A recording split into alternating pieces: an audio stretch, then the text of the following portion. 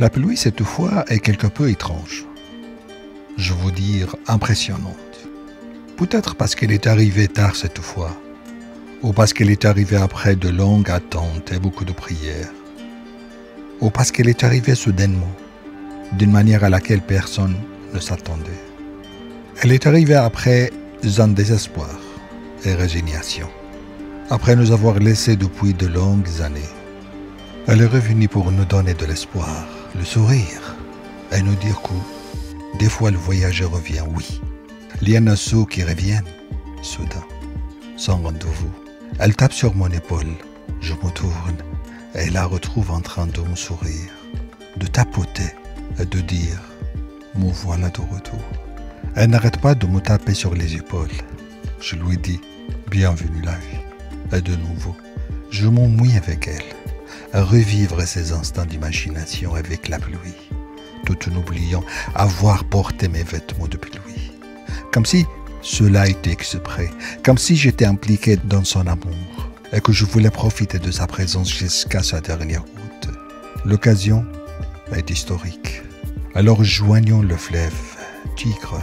Aujourd'hui, il est sans doute heureux, sans doute. Il est en train d'embrasser des gouttes avec tendresse, avec convivialité et affection, car la pluie lui est revenue après toutes ces années, durant la période de sécheresse. Le fleuve s'est fatigué, son bas niveau est arrivé à la limite, de sorte qu'il est devenu un ombre de fleuve, marchait brisé, comme s'il rampait, comme s'il mourait, agonisait. Et le jour arrive où la vie lui revient pour le ranimer, pour le faire respirer, pour le faire sourire et rire, et se redresser avec toute beauté et élégance. J'entends son rire, il est même en train d'éclater de rire, comme s'il est devenu un petit enfant qui voulait se faire perdre dans la joie de la pluie. Du coup, j'attends son rire.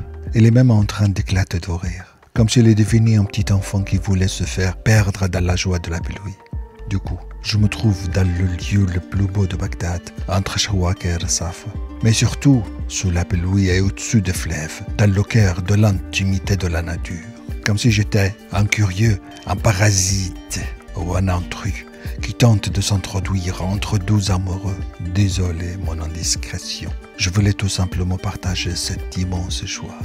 Le tigre, c'est la vie, c'est l'histoire, c'est la beauté. Et il reste une division de la géographie des villes antiques. Quant à la pluie, elle nous revient après nous avoir dit au revoir. Elle nous revient pour nous dire « je t'ai pas oublié ». Et la pluie tombe et mouille les gens en les embrassant, en suscitant leurs émotions et leur fait vivre l'extase de la nature, tandis qu'elles s'embrassent et se réconcilient. La vie respire.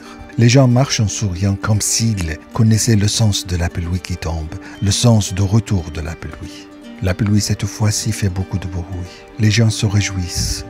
Les poèmes et les chants de pluie se font entendre ainsi que les prières de pluie lancées des haut-parleurs des mosquées pour rendre grâce. Dijla ouvre ses bras tendrement et embrasse les gouttes de pluie alors qu'elles descendent volontairement et spontanément pour les recevoir après toutes ces années d'abandon. Les gouttes applaudissent en joignant le fleuve dans une harmonie et symphonie pleine de tristesse, mais aussi d'une grande joie mêlée de délire. Durant la sécheresse, les gens connaissent la valeur de l'eau. La pluie, cette fois, a un goût différent, un parfum différent.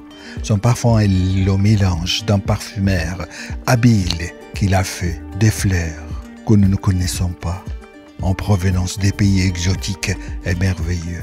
Y a-t-il une trente plus belle qu'une terre sèche assoiffée depuis des années, qui embrasse la pluie alors qu'elle descend rapidement pour la noyer, pour la remplir de vie, de parfum, de verdure et de croissance, de sorte que ses fissures et ses rides se transforment en ruisseaux. Elle se transforme d'une terre oubliée, d'un souvenir, d'une mention oubliée à une vérité, à une élégance, à une poésie, ou bien à la vie.